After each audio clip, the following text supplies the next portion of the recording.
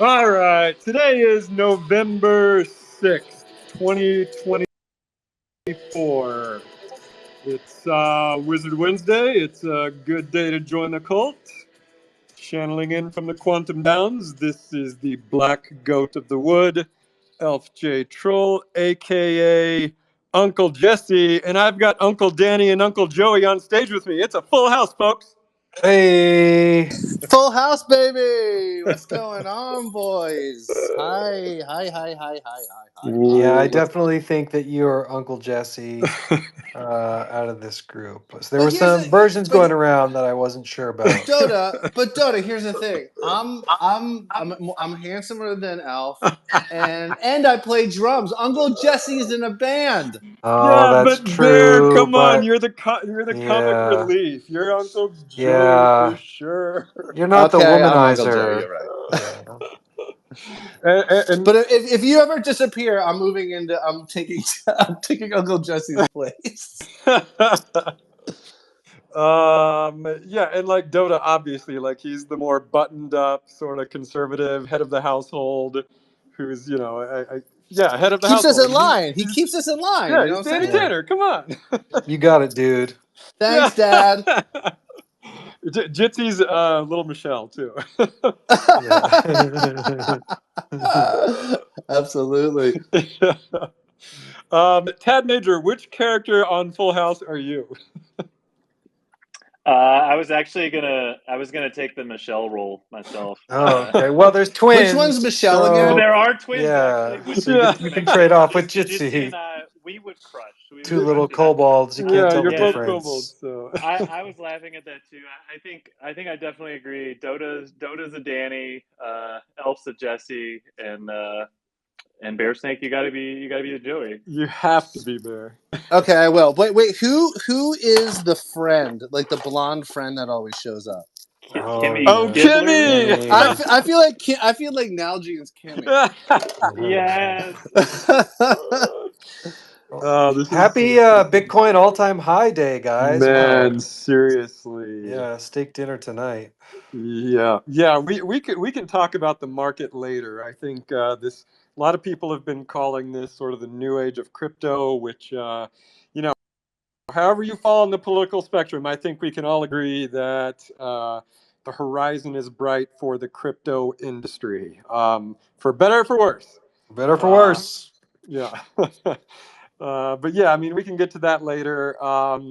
We've also got a lot of cult questions. The year is almost over. Forgotten Runes still has a lot of things that are coming out.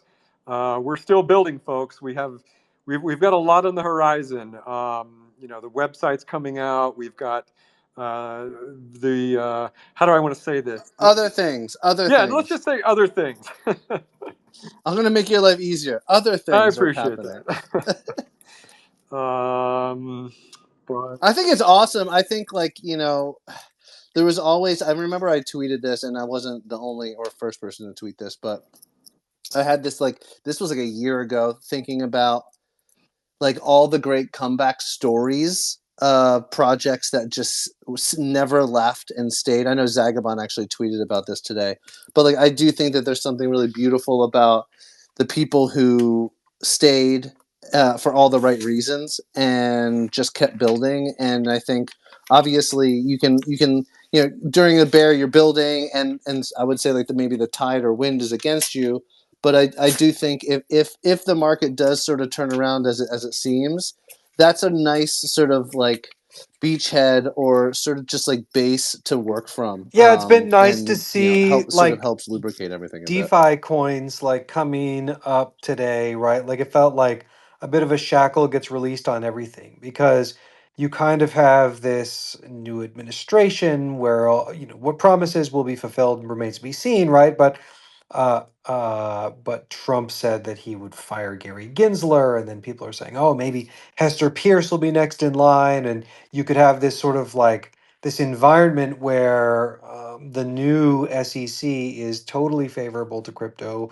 You saw this with Uniswap, for example, jumped like, I don't know, what, 20, 30% because the idea is that uni holders will be able to actually they can turn on the fee and and distribute that to Uniswap holders, right? So you kind of have this environment where people believe that utility coins can maybe return some value to holders, and I think that's very exciting. And that's really what we need to break the chains of like meme coins, where you have this kind of like nihilism where it's all speculation because nobody can give back any value anyway, no legitimate company can build anything anyway, and it takes too long and they get in trouble with the law, right? So just trade meme coins. That kind of is breaking. I think you'll never get rid of kind of like the sugar high of meme coins, but I think as we see a more favorable regulatory environment, just builders feel like they have more freedom to build.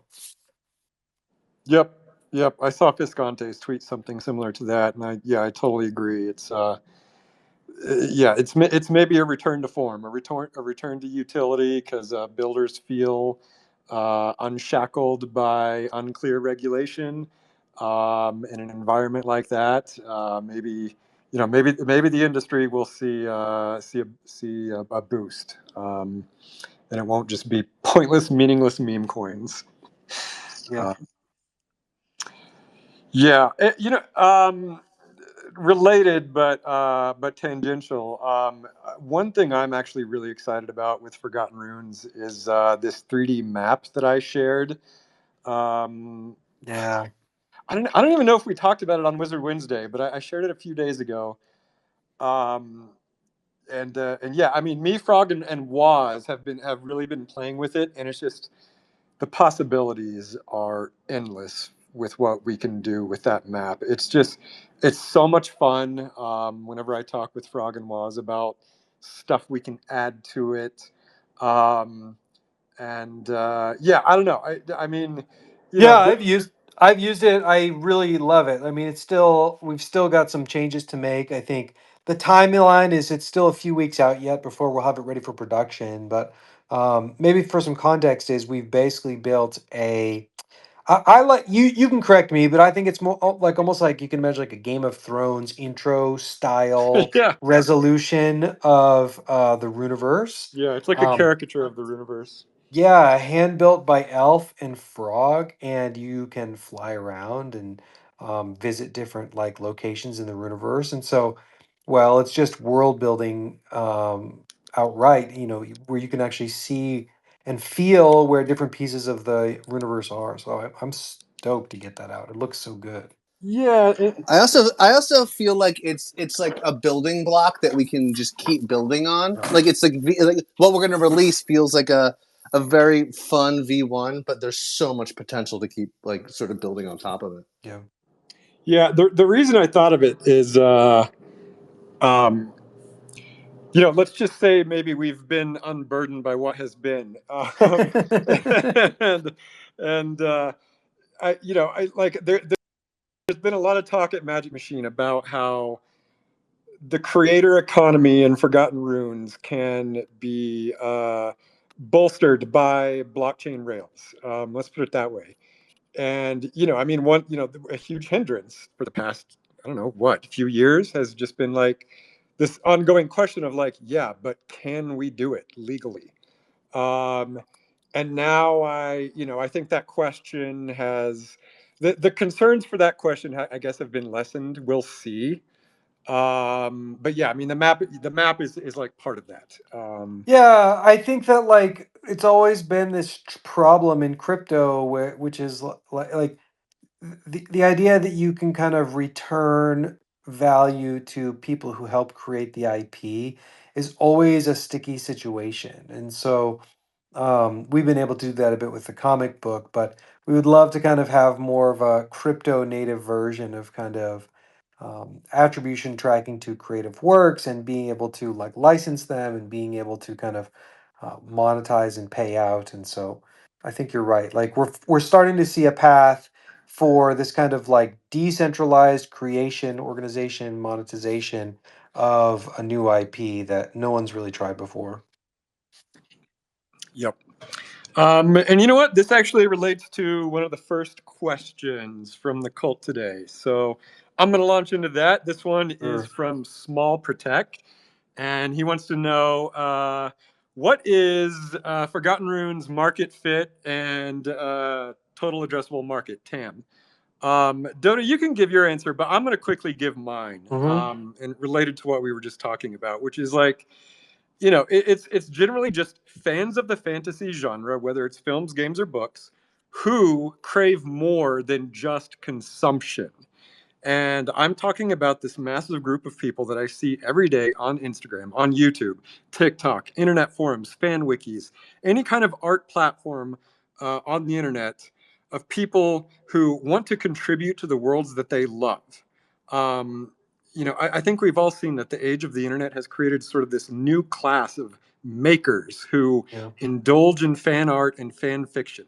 And the problem that we are trying to solve is that all of this creative energy, this creative output, it goes only one direction, whereas it could be put into a sort of virtuous flywheel and return value to the fans. If the goal of every media franchise is to engage its fans deeply, we think we can go beyond just passive engagement, that is just consumption, into a full creator economy where the fans are also owners of the franchise. And this is, it's not, what I just said is really nothing new, but I'm always happy to sort of reiterate the mission of what we're doing and who we're trying to reach, and what our value proposition Yeah, is. I think that like, and we're still not out of the woods in terms of like regulation, right? Like we don't even know how long it'll take to kind of have a clear path to register for any sort of things like this. So I think that like any kind of near term plans really come through sort of one of the uh come through this idea that like it's a way to coordinate the efforts of creators, right, is an important piece of this, is that like that there's an active component to people who help contribute to the ecosystem. But I think on this broader question of like, does Forgotten Runes have product market fit, it's kind of like, oh, I'm not actually sure that I think the answer is no, actually. So here are some pieces. So in the beginning, we had this idea of like NFTs and royalties. And that sort of like that business model kind of disappeared for everyone. I think that when you think about the game, we will have that, right? The game will for sure have a product market fit. The game is fun, people love it, like it works. The game economy is going to be sustainable. There'll be an uphill battle there. So yeah, I think the game for sure. But when you think about this idea, when I think about like the term of saying like, is there product market fit, right? What you're basically thinking there is that you have a product that generates revenue on an ongoing basis, that has like users, and like the numbers are going up and to the right. And I don't think that we necessarily have that, right? I think that we have this vision, which is like, can a community create a fantasy franchise that is like globally loved? This never really happened before. Typically, fantasy franchises or all franchises are really kind of created by one genius inventor, right? C.S. Lewis and George R. R. Martin and whatever. We talk about all the time. And so typically what you have is this kind of one genius creator, and then it kind of gets captured by a corporation that helps like market and like exploit all the juice, squeeze all the juice out of it, right? And so what we're trying to do is something a little bit different. Like, can you create a way to organize a community and they make money, right? Because there's plenty of fan fiction communities, but they just sort of like they start small, they stay small because there's not really kind of like like an economic organizing force. And so that's one of my beliefs, that what crypto is useful for is providing these economic incentives, which let like if you pay people to do something, they can do it better because they can justify more time. You attract better talent, and so um, well. I think that that is still a thesis, and for sure does not have product market fit, because you have all these questions, which is like, well, are there enough creators who are talented enough to create an IP that is like on demand globally? I think the answer is yes, but that's unproven.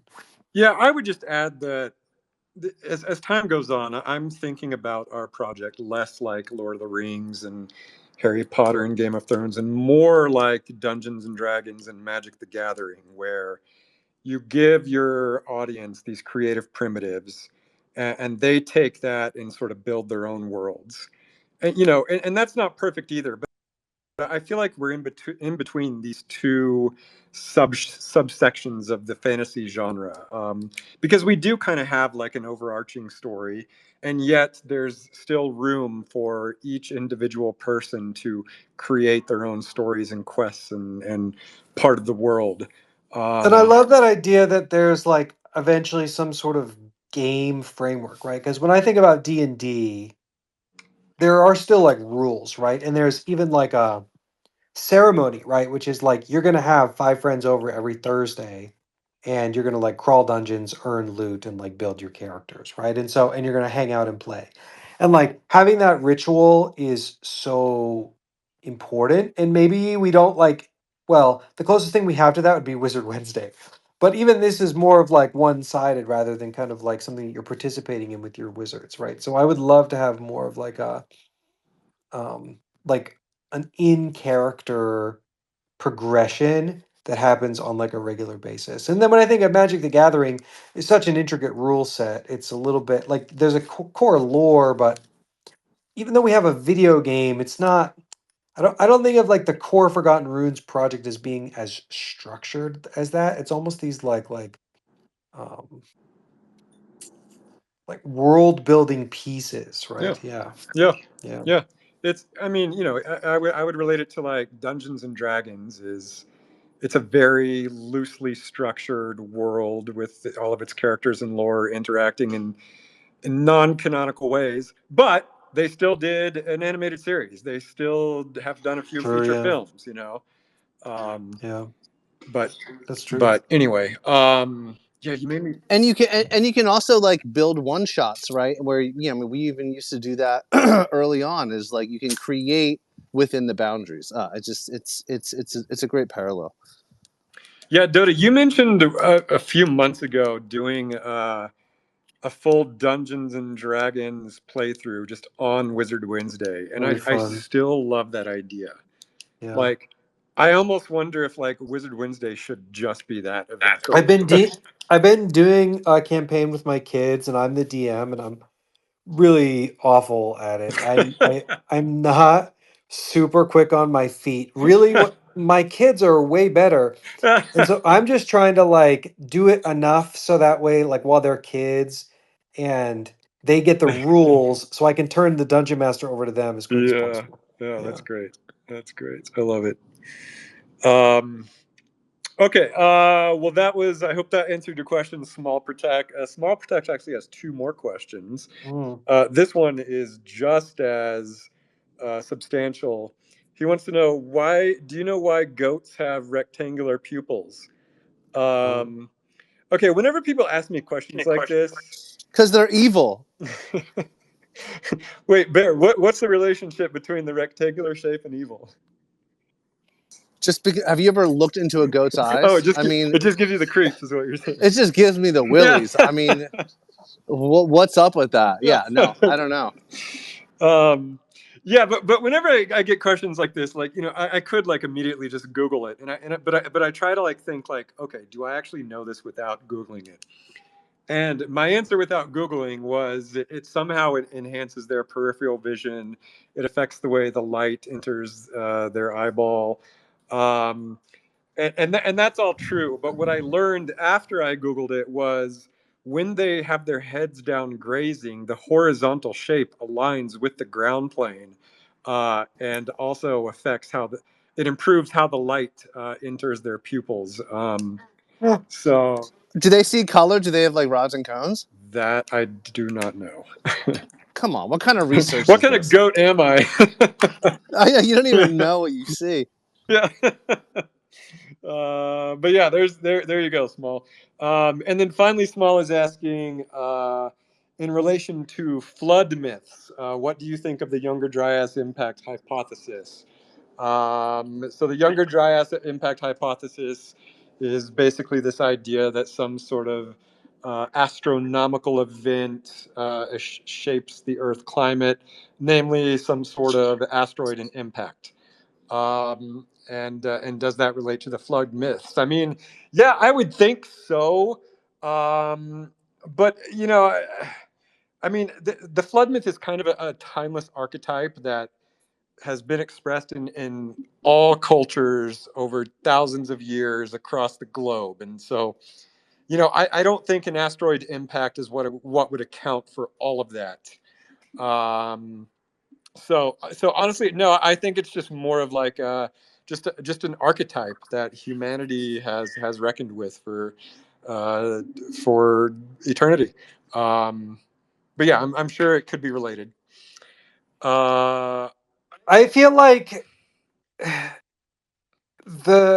I only hear about the Younger Dryas impact hypothesis in the context of people talking about like the Tartarian Empire. Like I always feel like you get this kind of like plausible, um, like what was it, a meteor or whatever, like thesis that there was like a geological event that changed the climate. Maybe, right? You should be able to find archaeological evidence for that. But then I feel like the same people that talk about are always talking about like Tartaria. Are you familiar with I this? am not actually.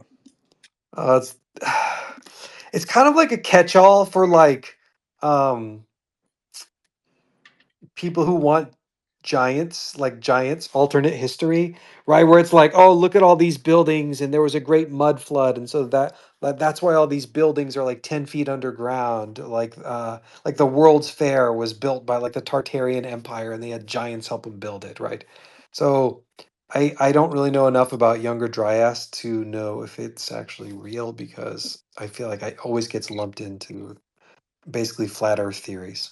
Okay, Bridge just shared a wiki article to the Tartarian Empire, and it looks badass. I need to look Yeah, into it's, this. you do. Yeah. That looks fun. It's it's a deep hole. Nice. Okay, very cool. All right. Let's see what else. Virgilius asked a question, I think last week, but it did not get answered. And he wants to know about the Athenaeum items. Basically, if there's any plans for them. Um, we've said before that the Athenaeum items are mainly for storytelling. They're storytelling devices, as is basically every token in our ecosystem. They're creative primitives.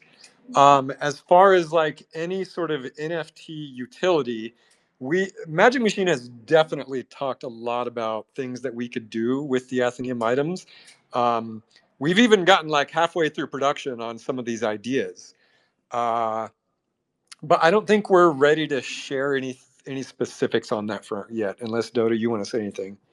No, I think just the answer right now is no. So we'll just leave it at that. That's an easy answer. There you go. Okay. Meeple Dad. Okay, Meeple wants to know, are there elections in the Runiverse? Do we have each wizard faction electing their government? Some with kings, some are democratic. Okay, so I was thinking a lot about this. Um I was thinking a lot about this idea around like if the different hat colors would like what their views would be on like the law. So yeah, well, go ahead. I'd love to kind of hear your take on all of Oh, this. I definitely think a lot about it. But I think, this is something that I've been putting into the show script a lot lately, which is, I think the core question here really is like, what kind of society can be built when you've got a force called magic in the world? Um, Namely, a force that is built on chaos. It's not predictable.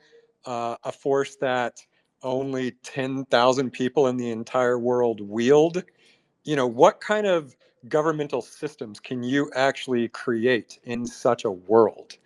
Um, and secondly, like, is there some kind of like real life corollary to this force of magic? And right now at the moment for me, I feel like the internet itself is just a beacon of chaos.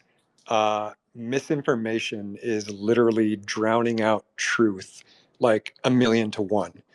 I watched this interview with Yuval Harari recently, and he talked about like in the early days of the internet, the idea was that like the internet's going to be this sort of savior of humanity where suddenly we will all have access to good information and the truth, and it will bring the world together. And over 20, 30 years, what we've seen is the opposite of that. The truth is just getting buried.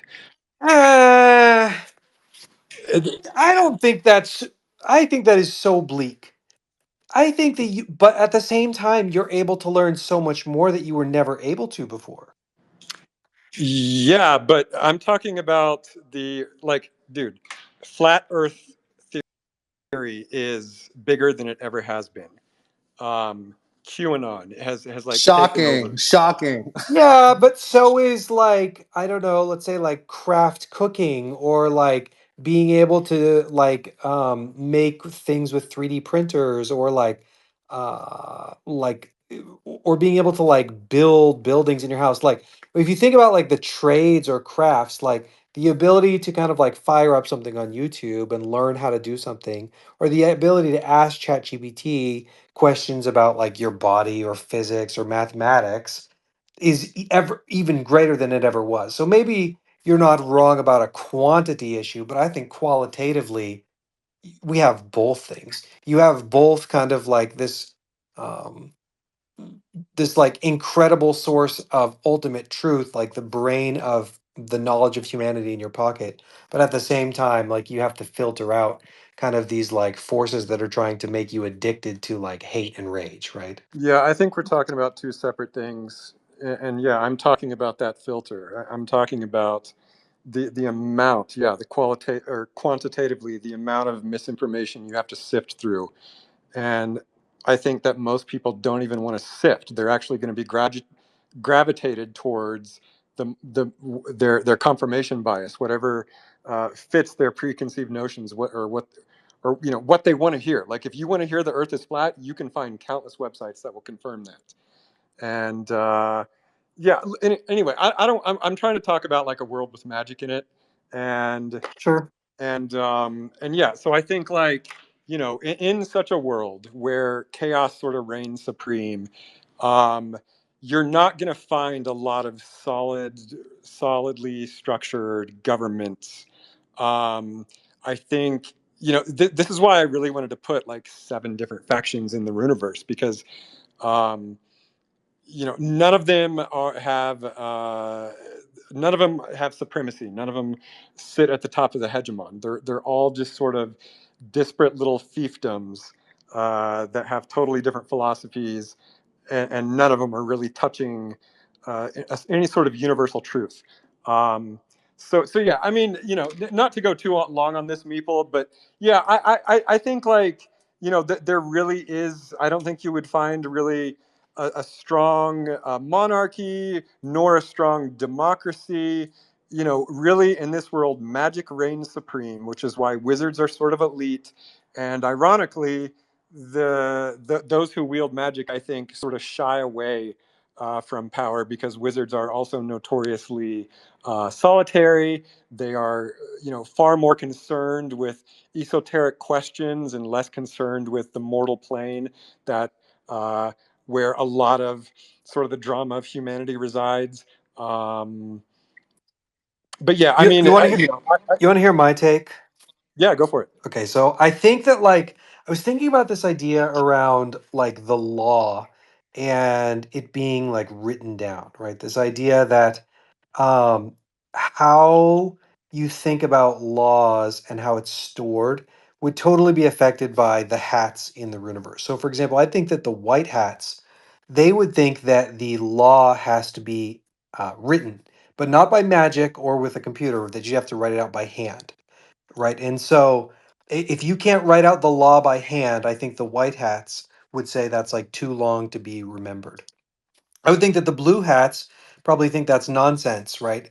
And that you can just throw it into, a computer and the Loracle or what have you can tell you in an instant anything that you need to know about anything in the law. I guess that the red hats would probably love having computers involved in the law because they could basically sneak in that like capitalist, pork and power in like paragraphs that nobody ever reads or thinks about. I think that the brown hats probably think that Well, the brown hats probably think that any laws, whether they're handwritten or on a computer, they're probably just that's laws too many. I And think they would respect like oral tradition the most. yeah, oral tradition, true, yeah. And the black hats, they don't really care, right? Because their power is like sort of beyond, From chaos itself. yeah, beyond law. They don't really care who's in charge. So I don't know. I haven't I don't really know about the yellow hats exactly, but I think these would be Yeah, some ideas I'm thinking through. yeah, no, everything you said sounds probable for sure.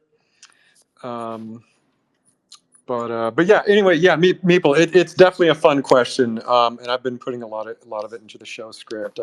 It's definitely a huge theme. Okay, I feel like there's one more question. Oh, Tad is asking. Okay, yeah. So I wrote a Wikipedia entry on the total void of absolute nothingness. Um, and a big reason I did that today is because Bisonic was basically asking for it because they're trying to get more of that lore into the game. I also just thought today was a fitting day for it. And Tad is asking, does looking into the void of absolute nothingness increase a person's likelihood to act on the quote call of the void? And what he's referring to by the call of the void is sort of this psychological uh, feature in humanity where it like I guess I would relate it to like like you come to a cliff and you have this weird desire to just jump off of it. It's it's sort of this impulse to confront the existential dread, I guess is another way you could say it. And to answer your question, Tad, is yeah, I would think so. Um, I think looking into the void increases the likelihood act of the call of the void. Um, and what's cool is the shadow hats are really the only ones who have like fully done it to a sort of extreme, maximal, absolutist fashion, and they experienced the most extreme form of ego death when they did so. Um, so yeah, and I think that's all the questions for today. Okay, guys, what else do you want to talk about?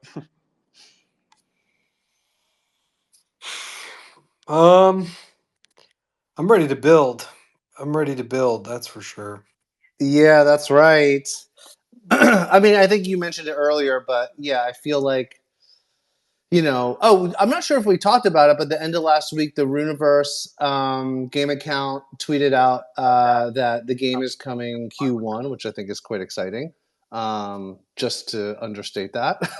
But in between now and then, we'll be shipping out a bunch of really fun things that touch on a bunch of different parts of the project and all the stuff that we're working on. And yeah, I'm feeling like the shift is happening in terms of projects that are still building and support that I think we're going to get. So I'm really excited. Same. I noticed we had some people come up. If anyone wants to speak, just unmute yourself and.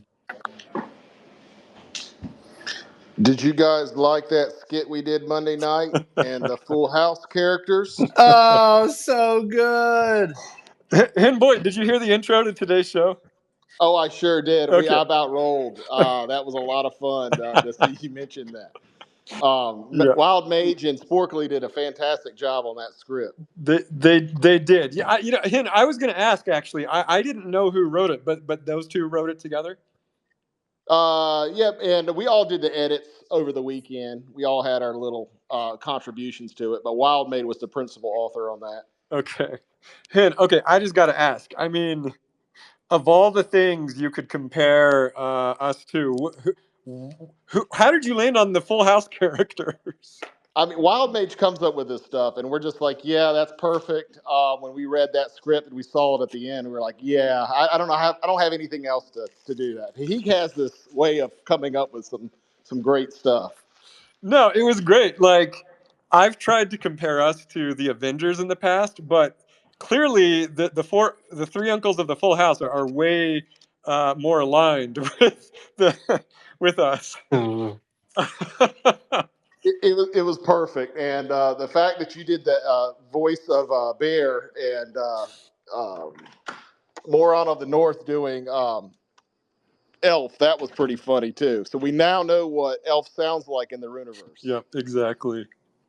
Yeah. I also loved how you had some honorifics in there. Like I can't remember what it was. You called us three like the was it the Holy Trinity of the Runiverse, or it was something like that? Oh, jeez. Yep, the Holy Trinity. Yeah. Oh, boy. We're simultaneously the Holy Trinity, but also the three uncles from Full House. Yeah. I can accept that. The Holy And the Trinity. Avengers. Yeah. The Holy Trinity is not us. The Holy Trinity is Donald Trump, Joe Rogan, and Elon Musk. No, dude, that's the Dark Trinity. And I say that because Next topic. Elon called himself Dark MAGA. So Yeah. respect Well, I respect the know we're just honorifics. at the end of the script. I'm just poking the bear. I'm kidding. I'm kidding. Don't do it. You're poking the elf. You're not No, poking the bear, sorry. though. Yeah, poking the elf. There you go. That's not very well, Danny Tanner of I you. know. I wanted to say thank y'all for coming on the show and doing that. We've got a lot more of this planned each and every Monday night moving forward through the holidays. We've got some more screenplays and some more games, and we're bringing back Jeopardy. Also, want to let you know that Gilly.Ron will be our next guest on Monday Magic News, and it'll be an exciting show. We've got guests lined up all the way through Thanksgiving. So tune in 8:30 p.m. Eastern Time, Monday Magic News. We're getting it done there. Hen Boyd, I love it, and I Gilly is great. If for those of you don't know, Gilly is a cosplayer, I think, from the Ronin community. Is that right? Yep. And played the game and was friends with Sporkley, I think. And we love the Ronin community, and we have a slate of the Ronin folks coming on the next few weeks. So just in time for the game launch in Q1. Fantastic. And yeah, but also you guys interviewed Sporkley on the last show, and I thought that was a lot of fun too. Speaking of Yeah, Ronin people, get to know her. How great is Sporkley? Love She is Sporkley. amazing. She really is. And the narration voice just spot on. yep, love Sporkley. Um, Well, thank you guys. I'll run, but enjoying the show. We'll see y'all Monday night. all right, thanks, Jen. Appreciate you, Hemboy. Okay, Nico just asked a question in the Secret Tower. Who would you say is the main antagonists in the Runiverse, and what are their backstories? So Nico, I've talked about this a lot in the past, but it's one of my favorite topics. Um, it's interesting because like I don't know if there is a quote main antagonist in the way like Sauron would be in Lord of the Rings, but there is a whole roster of antagonists in the Runiverse. The liches in the Souls collection are some big time antagonists, and of course they wield armies of wraiths and revenants. The Zombie King is a bit of an antagonist, and then of course the Shadow Hats have been revealing themselves to be a pretty big antagonist in the last, I would say, year or so. Um, but like anyone who owns a wizard or a warrior can like cast themselves as a major antagonist. I love like anyone who owns a wizard or a warrior and cast themselves as like a bad guy. I think that's super fun. You often hear in Hollywood how much actors love to play villains in films. Um, so I think there's probably a lot of quote antagonists just in the cult. Um, but yeah, I hope that answers your question. There's way more. I mean, like the legendary beasts. They kind of sit in a moral gray area. I like to refer to them as like kaiju. Um, like Godzilla. Is Godzilla a bad guy or a good guy? He's really neither. It just kind of depends on the story. Um, but yeah, anyway. Okay, hold on. Other people are asking questions. I'm trying to read. Chase is asking any discussion of the game and December game events. Is Matt? Maybe you know. Are we going to do a Runiverse game event in December? There is a game event that's planned for December. No details are going to be revealed just yet. But we're willing to reveal that there's going to be an event leading up to it, and then we have the Q1 release. That's going to be it's going to actually be like the live service release of the game. So it's going to be like actually continuously online and get like updates, so that way you can continue. Like we see the thirst that everybody wants to play it. We want more people, everybody to continue playing it as well. And like every time we take the game down, we also have the same kind of shared feeling of like we wish that we can keep it on longer, but like we have to work on it more and stuff. So it's like um getting it out there for Q1, having like that continuous build is what we're going for. But before then, we're gonna have at least one event that we have planned in December. We may have more, but we have at least one that's planned in December. So we'll have more news on that soon when we're ready for it. Awesome. And I've heard that the main launch of the game is Q1 2025. That's the plan so far. Is that right? Yeah, that's what I was saying. Yep, in 2025, that's when we're gonna have the live service launch in Q1 2025. No exact dates yet, right? But that's what we're going for. So, Yep. very exciting. Okay, and Rome GG is asking why Q1 2025. Ronan, it's because game dev takes a long time and it's impossible to estimate how long it takes. Yeah. There's a lot going on behind the scenes. I think we're gonna actually like slowly be kind of like drip feeding a bit of like behind the scenes work and like some like kind of like peaks of concepts and stuff that are being worked on. I think right now we're just kind of like trying to piece together what exactly we want to solidify for the next build that we like feel like are in a good shape to show without kind of like being like like I think what we want to avoid is like showing something that like will drastically change within like the next next few months or whatever. So like when we're like decently very like confident, like okay, this is a pretty good representation of what we can expect. We'll release that and like we'll kind of like be releasing that in like throughout kind of I guess you can say like throughout like probably like in the next few weeks within November and December, we're gonna have like some nice sneak peeks of like not sneak peeks but like concept arts and stuff that are gonna be slowly dropping on our Twitter and such, leading up to we're gonna have more information as we go into December. So we know that you've been craving information. We're gathering information. We just want to make sure we present in a way that's like it makes sense for what we're leading into. So just be a little bit patient. We're getting there. I just think it's so awesome that we have a full MMORPG video game that's on blockchain rails. How many people in the last cycle talked about doing that, and how many actually pulled it off? Yeah.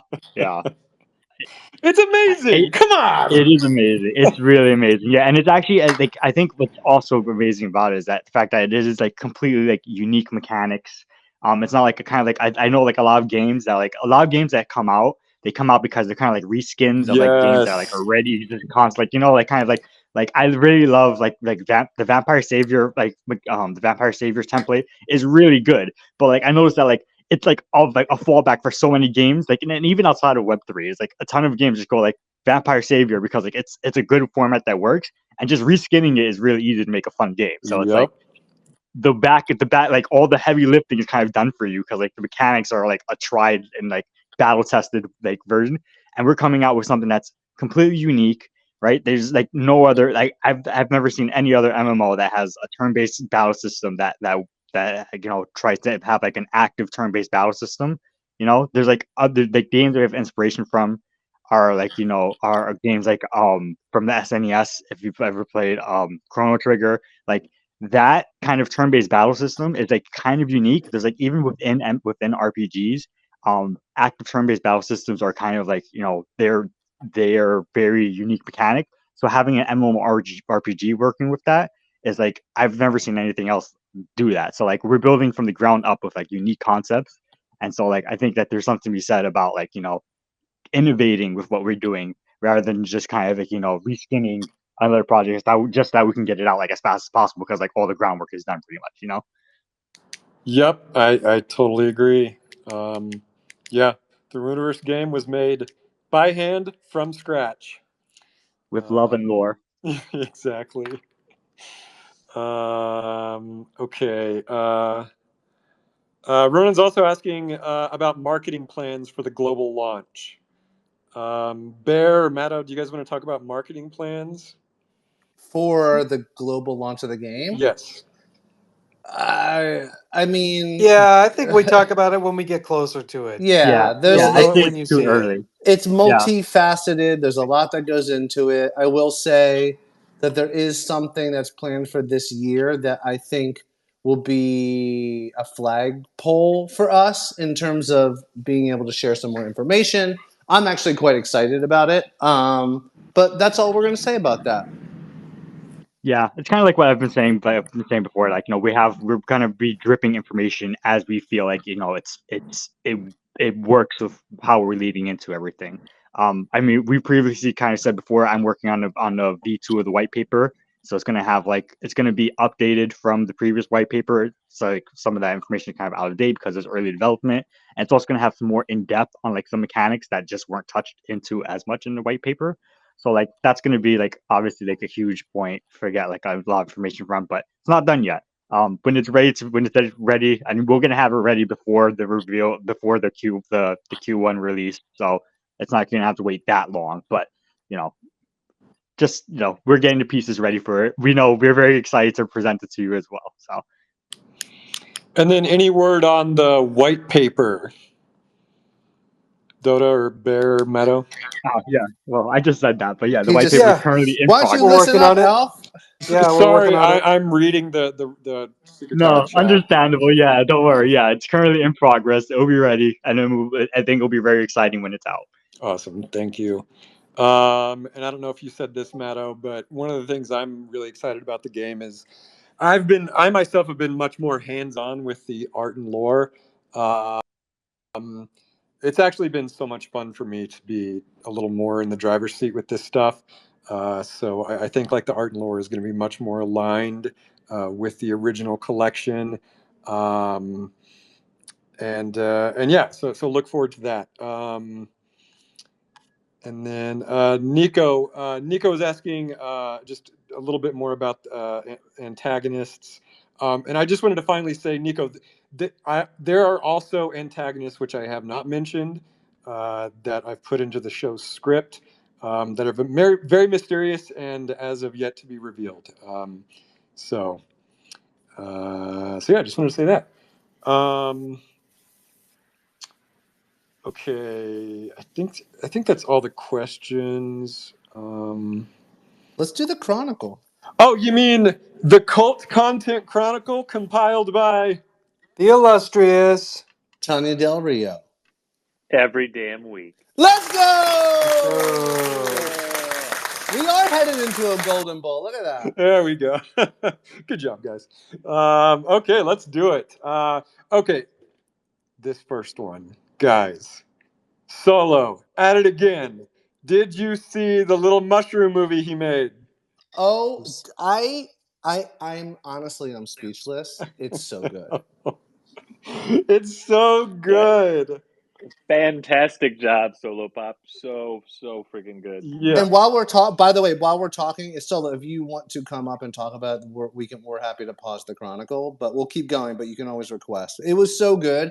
I can't believe how good you're getting, Solo, and how good the tools are. It's insane. It is insane. And you know what? You know what I've like realized is what's cool about. Okay, Solo's been making a lot of films about connected to the Runiverse, and so they all have sort of these magical themes in them. I mean, even this little mushroom guy, a lot of it is about him basically having a mushroom trip, and that works with AI filmmaking because AI filmmaking hallucinates. I mean, this is a known feature of any sort of AI tool is that it'll hallucinate. It'll create things that aren't supposed to be there. But if you're making a magical piece of artwork where nothing is perfectly structured, then these hallucinations work. Um, and so, that said, though, he was like still able to. I was really impressed with how he was able to sort of maintain a character design throughout the different shots of the film, because that's one thing that's really hard to do, is like get a consistent character across your shot list. But yeah, Solo, it's great, man. We all loved it. Okay. Feckless Mage shared the first official Bread Friend plushie that is now for pre-order. And he is a beautiful, pudgy, wudgy, whittle baby boy. I love him. Do you guys? I'm already upset. I only ordered 4. I'll be honest. Wait, you're gonna send me one, aren't you? Whoa! We're gonna have to Whoa, talk about that. Whoa! Yeah, I'll give you one of mine just for you. But that's it. No one else asked me. They're mine. I want to know size. I want to know size of this thing. I need some specs. He looks like the size of a loaf of bread. Well, isn't that just dandy? Okay. Continuing on, Daniela Illustria, every damn week, of course. Continuing with progress on her comic. Ponyboy is embarking on a 50,000 word challenge for the month of November. Nice, Ponyboy. I like that. Yeah, and he's including art along with it. That's a great challenge. Non-alcohol, who I think is kind of a new cult member, has been doing a lot of artwork lately with the 3D models. I've seen myself in some of his work. Bearsnake, you're in this one.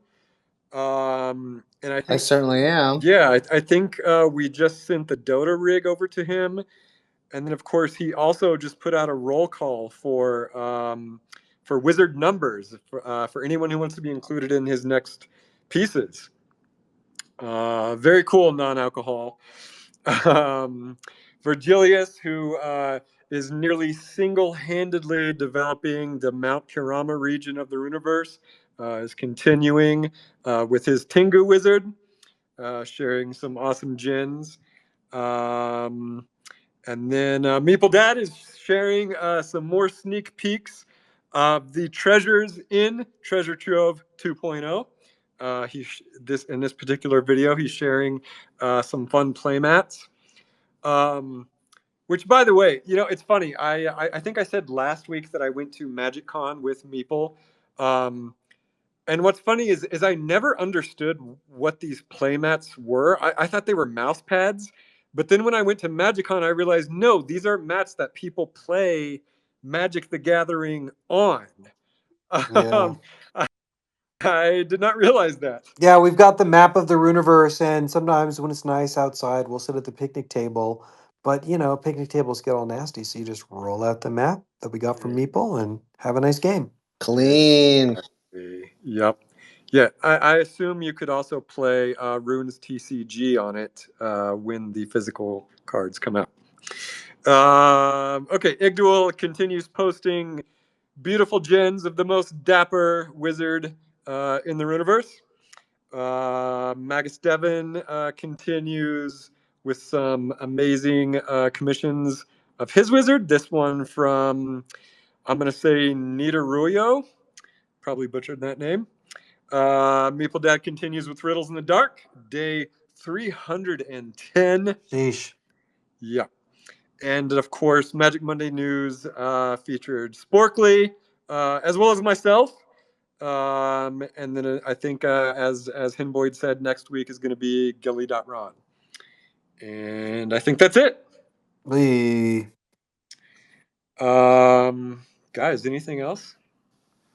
We are all going to make it. Yeah, baby! Papa Dotta! I agree. We are going to make it. We are totally going to make it.